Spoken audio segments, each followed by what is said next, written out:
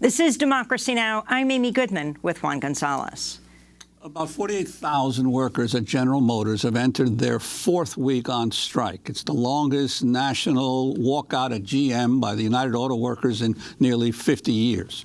Workers are seeking higher pay, protection of their health care benefits, greater job security, and a commitment from GM to build more cars and parts in the United States. This is Steve Goralski, a striking GM worker in Bowling Green, Kentucky. We got a company that had $35 billion in profits in the last few years. We've got temporaries that have been here over 7 years and are still temporaries, and they're asking for more temporaries. They're moving our plants out of country. They're taking them to Mexico and to China. And now they're asking for concessions on our health care. I don't know about you, but that's the reason I took this job. I used to have my own drywall company.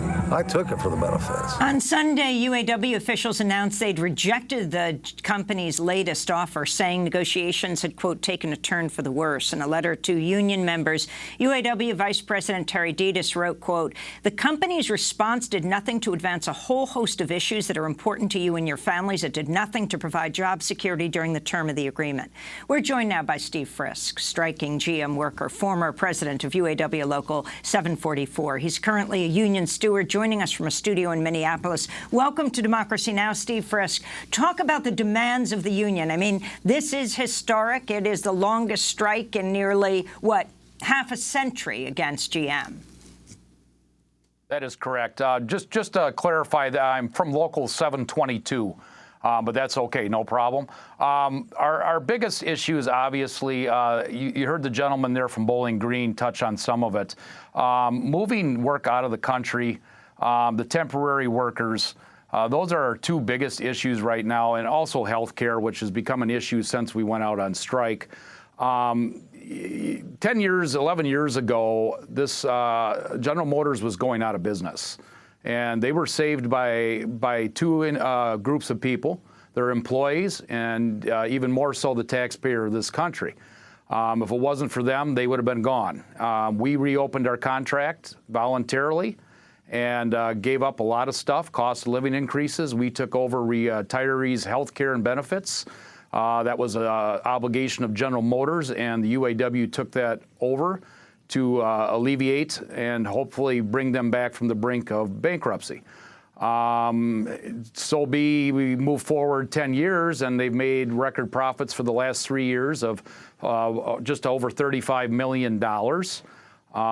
And they have never given any of those things back to us that we voluntarily gave up. Not only that, but they want to take more away now. They're moving the work, like I said, out of the country, which should really irritate the taxpayer of this country who bailed them out with the idea that we're going to keep work here in the United States and have people work here and become productive members of society, and now we're moving it out of the country. Obviously, earlier the gentleman said from Bowling Green, Mexico and China, those are the two biggest ones. In fact, China has more General Motors employees now than does the United States. This is our biggest issue, and then the real top issue is temporary employees and how they use them, there's no path for them to come to full-time employment. Some of these assembly plants have had temporary employees on their rolls, like that gentleman said, for almost 7 years. They make just over half of what legacy employees of UAW GM make. They have very few benefits. No vacation time off unless it's pre-approved. They have 3 unpaid vacation days a year, and they have to be pre-approved. So life happens. Children get sick, weather, flat tires. These things happen in life, and these people live on pins and needles every day just hoping something doesn't go wrong. Because if they can be dismissed for any 2 minor shop rule violations, they can be dismissed, which means being late or anything else. So it's not right when this country's making record profits to treat their employees who bailed them out and saved them the way they're treating their employees today.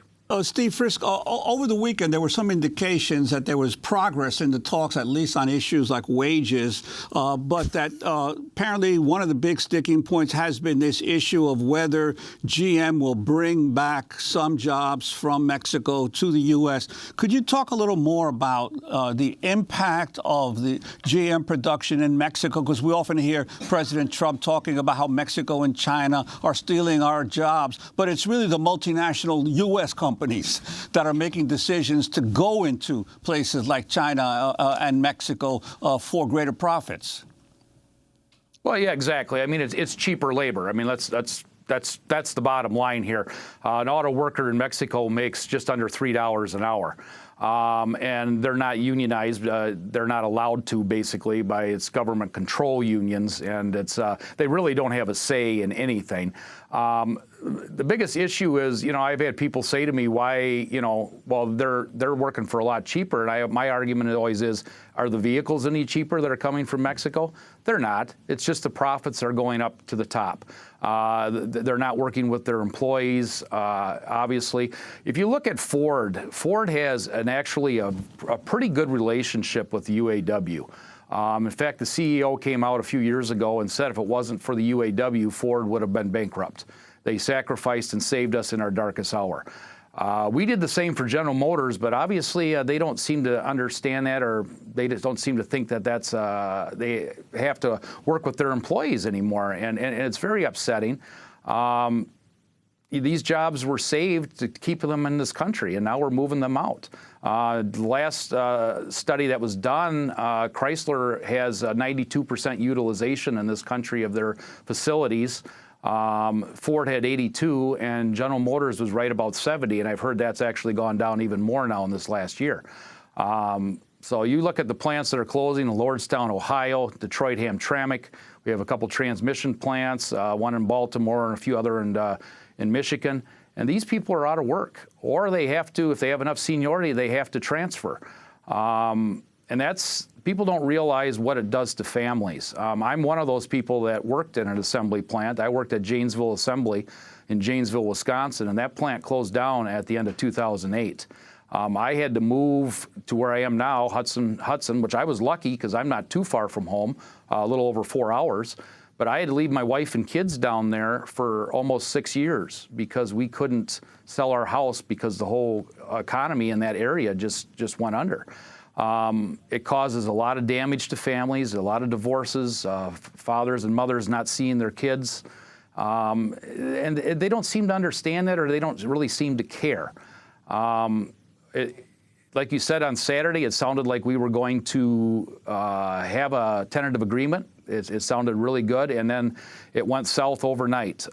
So we're waiting. I guess GM came out with a secret proposal last night to the UAW. We do not know what the contents of that is yet. We're going to wait and see what our leadership says, and hopefully we're making progress forward again instead of taking 2 steps back like we did this weekend. So let me ask you, in terms of the leverage that the United Auto Workers have, given the corporate America's move to go to just-in-time production, when do you figure will be the time when General Motors will be forced to shut down its entire chain of operations as a result of the fact that it can't get these cars produced by you here in the United States?